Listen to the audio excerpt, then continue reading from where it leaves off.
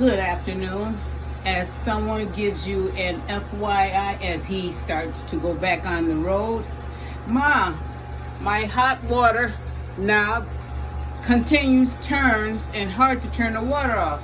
My response was, that means the knob is broken.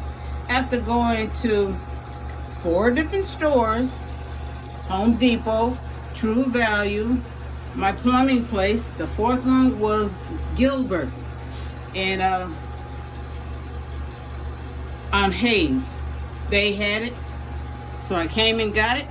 So I decided to get 2 of them so I can replace both of them. It's got a D insert. So inserting it on, yes, it clicks. Put the screw in, boop. It's a long screw, and me, I don't feel like doing all that extra work.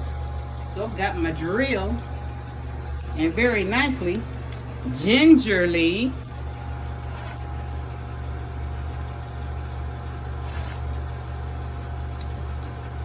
oh, that thought, can't say that, screw it in, torque, and then put the knobs on. Hot and cold, don't reverse it, but job done.